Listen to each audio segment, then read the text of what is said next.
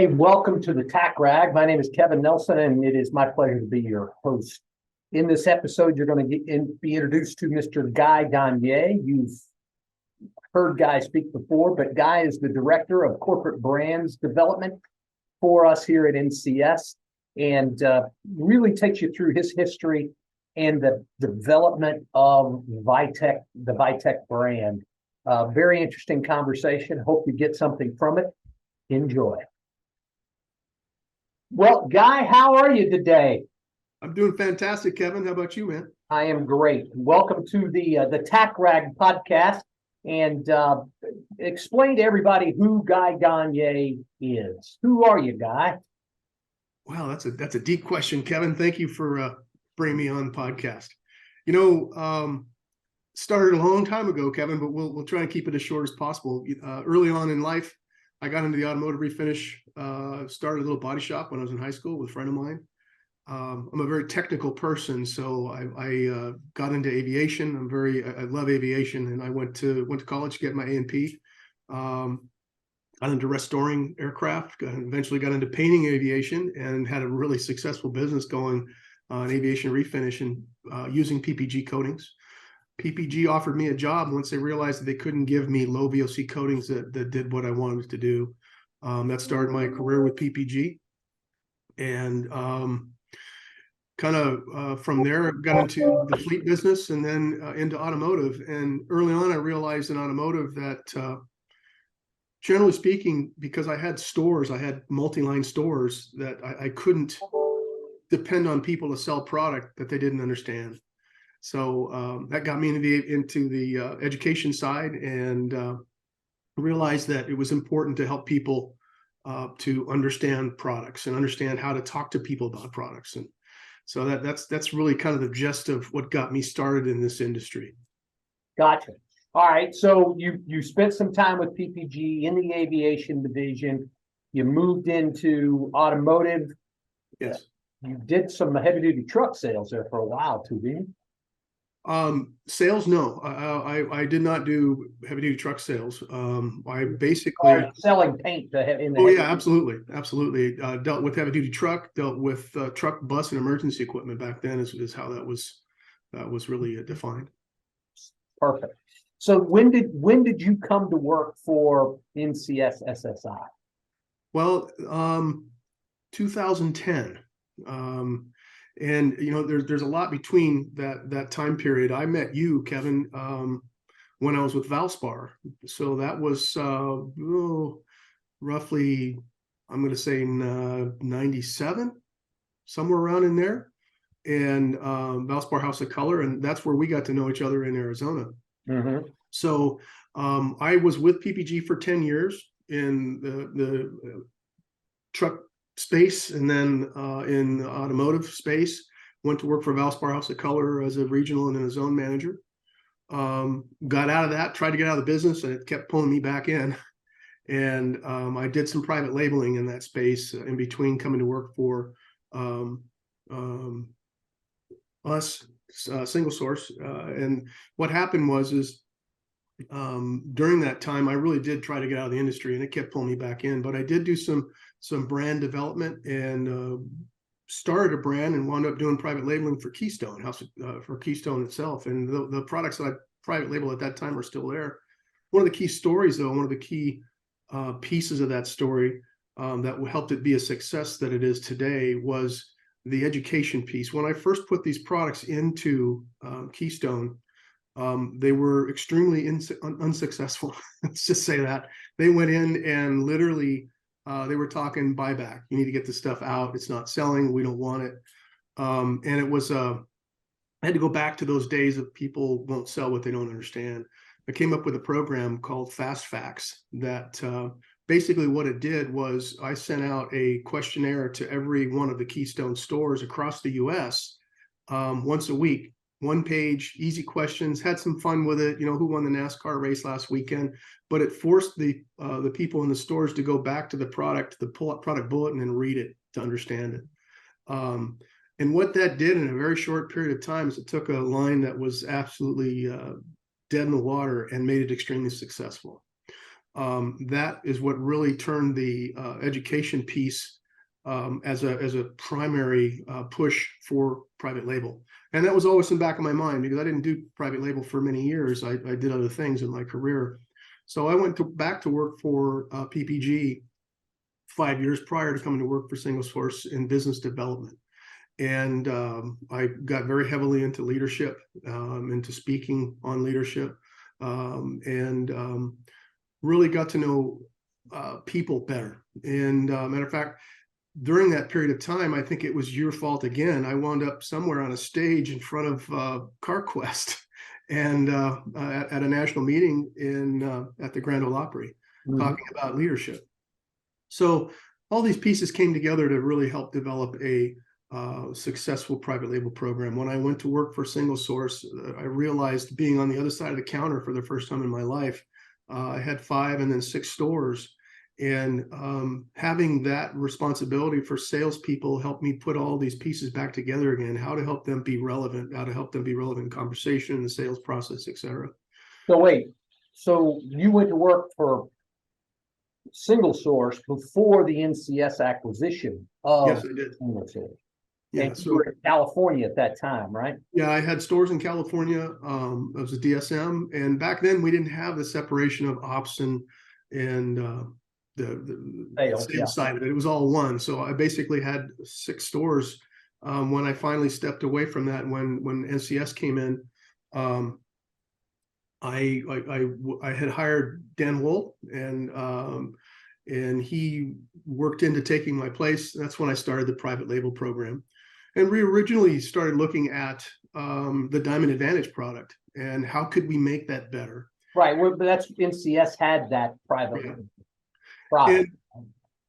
Go ahead. We had that Diamond Advantage private label, and it was selling it by accident, right? Right. It was what it was, right? It was a name and a few part numbers, and it was the private label that NCS had. So for me, I had been down that road and I saw that and went, we can do this so much better.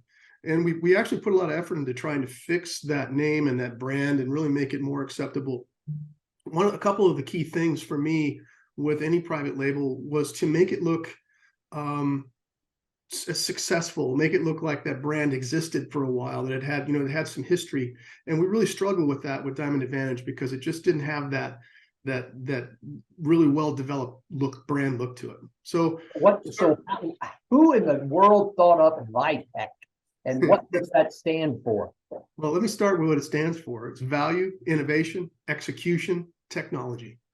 That's ViTech, and that's at the end of all of our videos. With the voice of ViTech, that's what he says at the end of every one of our videos. But the whole idea of ViTech was, if you start looking at some of these other brands that are out there in the United States that are in our industry, what does PPG mean today? It's PPG, right? What does Axalta mean? What does BSF mean? It's just a brand.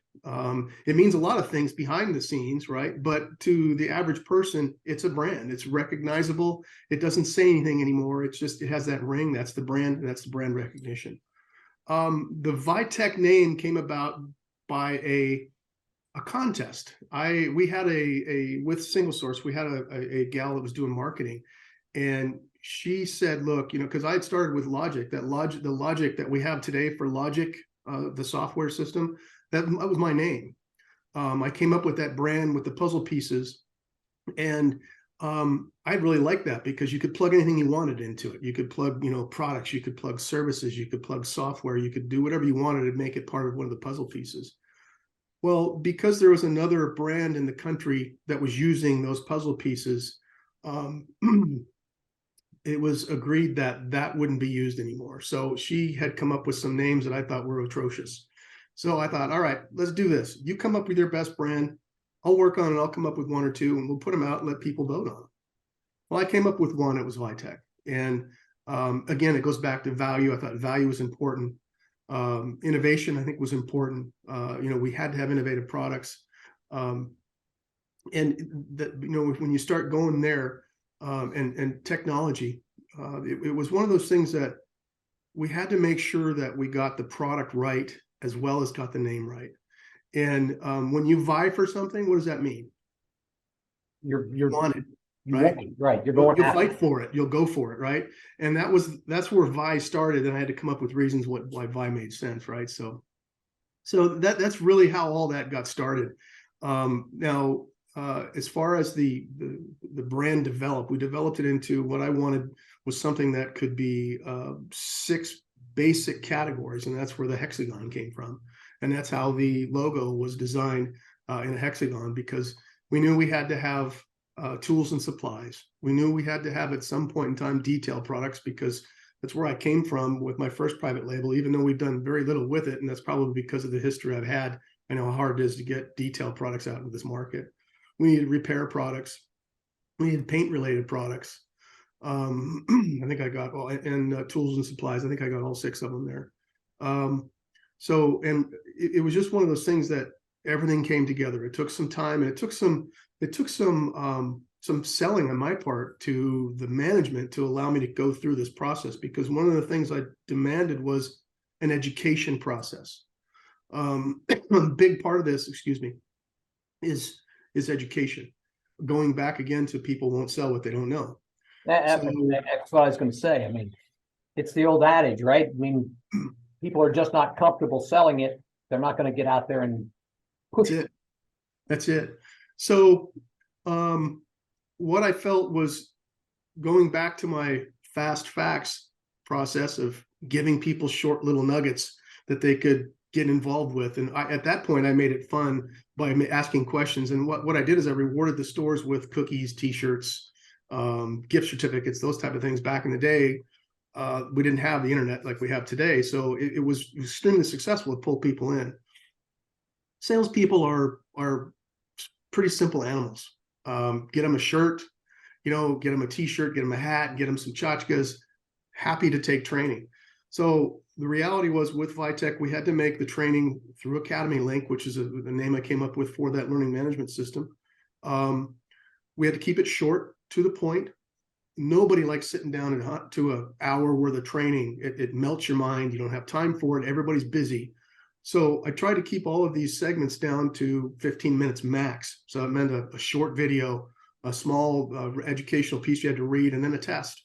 And after you're done with that, how did I reward people? I felt that it was important to have some sort of a reward through points. And that's where the Academy Link store came from. So when people took their courses, they could get some points and they could save up and get nice stuff. And really all that was for, Kevin, nothing more than knowledge of the product is available, right? It's available. Because the majority of the problem with private label is people don't even know it exists. And they don't take the time to understand it exists. So to draw them in, give them a little bit of basic knowledge and allow them to know it exists, keeps them relevant, gets them into conversations, and it naturally brings up the sales process. So tell me this, how successful has the Academy Link been, in your opinion? Academy Link, I believe, has been extremely successful. When we've been allowed to use it, understand it was shut down for a couple of years almost during this whole COVID when this thing started.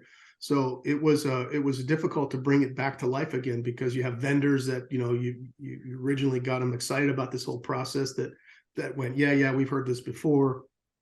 You had problems with product that people that had ordered product and forgot that they ordered product. Well, I had all these points. What happened? And there's a process in which we had to restart this whole thing. And again, it's done very well. It's good because I get the phone calls. Hey, when are you going to release another? When are you going to release another program? When are you going to release another course? Hey, you're going to put some new product in the store. Those type of things. People get excited about it. I think there's still those people that feel it's like, what a waste of time. I don't have time for this, and that's fine. But I believe the majority of the people, especially those that I talk to, we've got some really good, solid ViTech, warriors out there that go out and sell ViTech every day, which is really nice. And it's rewarding to me because I see this whole program came together and it's successful. So those that use it, those that took the courses, I would say with that's been very successful. Those that don't use it aren't going to talk about private label, probably never will. So I can't change the world. You have the data that Academy Link, and we did, and this will show everybody that these are not rehearsed. Yeah. How many, we've got what, 200 salespeople. How many of our salespeople have taken at least one course on Academy? Oh, I would say it's the majority of them. So I would say it's probably in the high 90s. Okay. Pretty much everybody's been involved in the program one way or the other. And is that information shared with district sales managers and RVPs of who's taking the courses and those kind of things? We've been down that. First off, no, not that it can't be, because it certainly can be. We started off going down that road early on with Paint Center. As you recall, I used to do Paint Center segments with you, and we would, give the top 25 and those type of things. And what we found is it was more of a deterrent to some people that felt like they were getting left out. They didn't have the time, and it made them look bad. So I think it's more of a, in its natural sense, it's more to get people involved, to offer them something that they go in and take the training, because it's so easy and it's 15 minutes out of their life. I think people naturally just get drawn into that process, and it's been good. So the success of VITEC, obviously the training is a huge component of its success, but give everybody a view of what were the sales of Diamond Advantage and what are the sales now of VITEC within our organization. Okay, well, we started off, when we started this program, with a baseline of about 5 million, between 5 and 6 million in sales. That was plastic, clears, solvents, paper, masking, etc. This year we're going to get really close. We're bumping up against 20 million. Fantastic. So it's very rewarding, Kevin, as you can imagine, to see a program come to fruition. And it's been a rocky road. There's no question about it. It's been very difficult because you get people that walk into this thing and go, "What are you guys doing? Nobody else does that. Why are you doing it?" Right? I tell you, I've got a great support system. Management there at headquarters is tremendously supportive of this. I don't hear no, and it's really a process of making sure we make solid decisions every time we launch a new product. So let's talk about that. Where do you get your ideas for what needs to be added next into the VITEC brand? That's a good question. A lot of it is, I'd like to say a lot of it's just from experience, but it really isn't. And a lot of it is feedback from the field. So one thing I did when we started Academy Link again is I made the point of making myself extremely available. Everybody I talk to, I make sure I send them a follow-up email. I send them my phone number. I encourage them to call me. I want to know what's going on. I want to know what they know. I want to know what they need to know. And I want to know what they need in the field, right? So a lot of communication. So that's one part of it. The second part of it is the research side. We have tremendous tools now available to us that tell me what sells, who it sells to, what kind of profit is involved in the products that we sell today. We've made mistakes. There's no question. We've put products in the line that were duds, that we thought were the best thing since cream cheese and sliced bread. So they were called edge magnets. Yeah, something like that. Edge guards. Thank you. I know who put you up to that. So I just thanks a lot. Thanks a lot, Kevin. But that's one of them. That is one of those things that it hurt, because you thought, everybody you talked to, oh yeah, we'll sell those things. And what a great marketing job we did on those things too, Kevin. By the way, there was a great video that went to that, and yeah. It never took off. So we really have to go. One of the things that we stay away from is trying to change the world. I thought, well, we can change the world, and we come up with some really neat products, and someday there'll be time for that, and we have nothing else to do. But it's more important to take the data we have, the products that we know we sell, and not talking about the political component, because this is such a double-edged sword. Mm-hmm. You start selling products that upset our major suppliers. Yeah, the result is the PPGs. The 3Ms. I mean, we get slapped pretty hard. We've been slapped pretty hard. So this has been one of those learning processes that over the years has really it's narrowed down the possibilities, but it's also really given us a good roadmap as to where we go in the future with it. So have you, looking at our competitors, and the private label programs that they have. Have you taken any of their private label offerings and said, they're selling a lot of this, we need to look at it? Of course. But there's a couple ways of looking at it, because you don't really have good sales information. You don't know exactly how much they're selling. Some of our competitors, I think they have toothpaste. So, I mean, at the end of the day, you can expand that catalog out to make the catalog look good. But the reality is we're not going to do that. We want to stay with quality products that make a difference in the profit side for the company. And the reality is we're still one of the most profitable brands we sell as a company. We want to keep it in that position. We can't do that by adding toothpaste. So you have to kind of weigh out all the pieces. How much are people asking for it? Is it profitable to even go there? And if we do go there, the supply chain side of it is critical as well. I mean, I've got some very strong relationships with our supply chain. And you have to be careful with those too, because they're delicate. You start making promises to them about what you're going to sell, edge guards, and you can ruin a relationship really quick when we never buy another one, right? So there's definitely R&D on both sides of this relationship. All right. Well, listen, if anybody's got an idea, a product that they think that we need to look at for Vitech, Contact me. Call Guy. He will do the research, do the work, and determine, is it something that's viable or not. Absolutely. Aren't using Academy Link,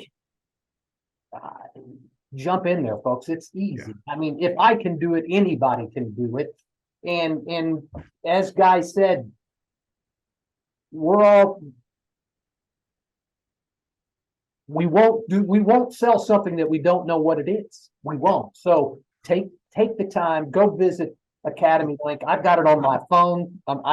I do most of mine sitting in an airport, but you can do them sitting on a Sunday afternoon watching a football game. They're not hard. They're not hard. And it's just enough information to make you feel comfortable to go sell that product. All right. Absolutely. Guy, I really appreciate you taking time to be on the Tack Rag. I think it's a new medium that folks are used to, accustomed to utilizing now. So I hope everybody gets a lot out of this segment. Good deal. Thanks, Kevin. I appreciate you, man. Thank you.